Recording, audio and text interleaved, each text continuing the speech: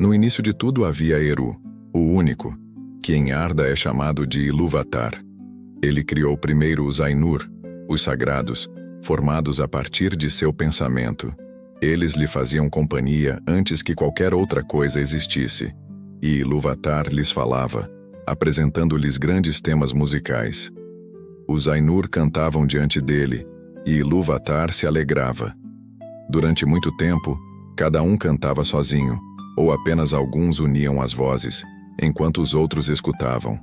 Cada um compreendia apenas a parte da mente de Ilúvatar da qual havia nascido, e sua compreensão sobre seus irmãos evoluía lentamente. Mas, ao ouvirem uns aos outros, sua harmonia cresceu, e sua união se tornou mais profunda. Um dia, Ilúvatar reuniu todos os Ainur e lhes apresentou um tema grandioso, revelando-lhes imagens mais esplêndidas do que jamais haviam visto. Diante daquela visão gloriosa, eles se curvaram e permaneceram em silêncio. Então Ilúvatar declarou: a partir do tema que lhes apresentei, desejo que criem juntos uma música magnífica. Eu os inspirei com a chama imperecível, e cada um de vocês deverá ornamentar esse tema com seus próprios pensamentos e talentos. Eu me sentarei para escutar e me alegrarei, pois através de vocês grande beleza despertará em forma de melodia. As vozes dos Ainur começaram a se elevar, como harpas, alaúdes, trombetas, flautas, órgãos e coros incontáveis, dando forma ao tema de Ilúvatar. Uma sinfonia magnífica nasceu, melodias eternamente entrelaçadas, alcançando profundezas e alturas, além do que se podia ouvir. As moradas de Ilúvatar se encheram de música e eco que fluíram para o vazio. E o vazio já não estava vazio. Nunca os Ainur criaram música igual desde então. Embora se diga que outra, ainda mais majestosa, será entoada diante de Ilúvatar, pelos Ainur e pelos filhos de Ilúvatar no fim dos tempos. Então, seus temas alcançarão perfeição e existência plena, pois todos compreenderão completamente o desígnio de Ilúvatar para cada um deles. Por muito tempo Ilúvatar se sentou, ouvindo, e lhe pareceu bom, pois a música seguia perfeita. Mas conforme o tema avançava, Melkor começou a entrelaçar pensamentos próprios em sua melodia, pensamentos que ele cultivara na solidão de suas buscas pelo fogo imperecível. Em seu coração crescia o desejo de criar por si mesmo. Ele se impacientava com o vazio, e sua mente começara a diferir da de seus irmãos. Agora, Melkor inseria esses pensamentos em sua música, e logo ao seu redor surgiu uma profunda dissonância. Muitos que cantavam próximos a ele hesitaram, suas vozes se perderam, e alguns até passaram a ajustar sua música à de Melkor, abandonando o tema original de Ilúvatar. Assim a dissonância se espalhou, e as melodias antes harmoniosas foram submersas num mar turbulento de sons. Ilúvatar continuou sentado, escutando, até que parecia que ao redor de seu trono rugia uma tempestade, como águas escuras que lutavam entre si, numa fúria incessante.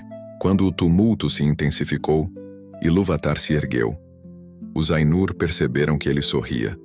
Então, com sua mão esquerda, criou um novo tema no meio da tormenta.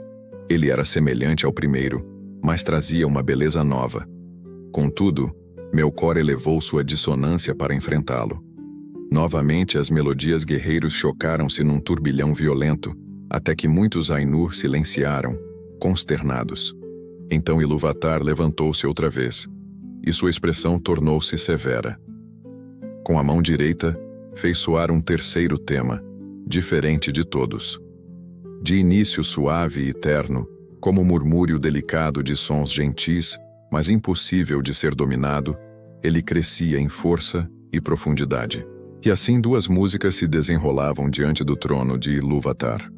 Uma vasta, profunda e bela, mas entremeada de tristeza, origem de sua própria beleza. A outra, triunfante, repetitiva e orgulhosa, como trombetas uníssonas, tentava sufocar a primeira. Porém, cada nota que Melkor lançava era absorvida pela outra música e transformada em parte de sua solenidade. A contenda fez tremer as mansões de Ilúvatar, e um eco poderoso se espalhou para além dos silêncios. Então Ilúvatar ergueu-se pela última vez terrível em majestade, e levantou ambas as mãos. Um acorde foi emitido, profundo como o abismo, alto como o firmamento, penetrante como a luz de seu olhar. E a música cessou. Então Ilúvatar declarou com voz imensamente poderosa: Poderosos são os Ainur, e o mais poderoso entre eles é Melkor. Mas saibam todos que eu sou Ilúvatar. Essas melodias que entoaram, eu as mostrarei, para que vejam o que fizeram. E tu, Melkor, verás que nenhum tema pode ser tocado sem ter em mim sua origem, e que ninguém pode alterar a música contra minha vontade. Aquele que tentar será apenas instrumento meu, criando coisas que ele mesmo jamais imaginou. Os Ainur sentiram temor, pois ainda não compreendiam aquelas palavras. Melkor foi tomado de vergonha, e dela nasceu uma raiva secreta. Ilúvatar afastou-se em esplendor das mansões que criara para eles, e os Ainur o seguiram.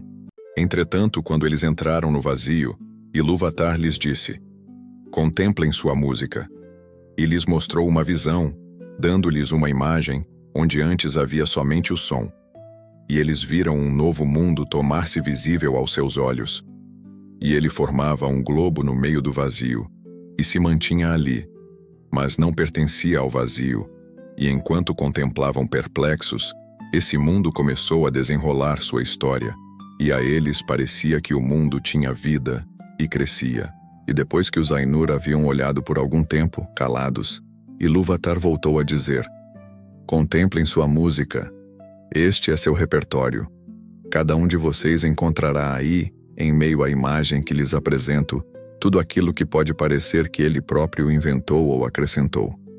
E tu, Melkor, descobrirás todos os pensamentos secretos de tua mente e perceberás que eles são apenas uma parte do todo e subordinados à sua glória. E muitas outras palavras disse Ilúvatar aos Ainur naquele momento. E, em virtude da lembrança de suas palavras e do conhecimento que cada um tinha da música que ele próprio criara, os Ainur sabem muito do que foi, do que é e do que será, e deixam de ver poucas coisas. Mas algumas coisas há que eles não conseguem ver, nem sozinhos, nem reunidos em conselho. Pois a ninguém, a não ser a si mesmo, Ilúvatar revelou tudo o que tem guardado. E em cada era surgem novidades que não haviam sido previstas, pois não derivam do passado. E assim foi que, enquanto essa visão do mundo lhes era apresentada, os Ainur viram que ela continha coisas que eles não haviam imaginado. E com admiração, viram a chegada dos filhos de Ilúvatar e também a habitação que era preparada para eles. E perceberam que eles próprios, na elaboração de sua música, estavam ocupados na construção dessa morada, sem saber, no entanto, que ela tinha outro objetivo além da própria beleza, pois os filhos de Ilúvatar foram concebidos somente por ele, e surgiram com o terceiro tema. Eles não estavam no tema que Ilúvatar propusera no início, e nenhum dos Ainur participou de sua criação. Portanto, quando os Ainur os contemplaram, mais ainda os amaram, por serem os filhos de Ilúvatar diferentes deles mesmos, estranhos e livres, por neles verem a mente de Ilúvatar refletida mais uma vez e aprenderem um pouco mais de sua sabedoria, a qual, não fosse por eles, teria permanecido oculta até mesmo para os Ainur. Ora, os filhos de Ilúvatar são elfos e os homens, os primogênitos e os sucessores. E em meio a todos os esplendores do mundo, seus vastos palácios e espaços, e seus círculos de fogo, Ilúvatar escolheu um local para habitarem nas profundezas do tempo e no meio das estrelas incontáveis. E essa morada poderia parecer insignificante para quem leve em conta apenas a majestade dos Ainur, e não sua terrível perspicácia, e considere toda a área de Arda como o alicerce de uma coluna, e a erga até que o cone do seu topo seja mais aguçado que uma agulha.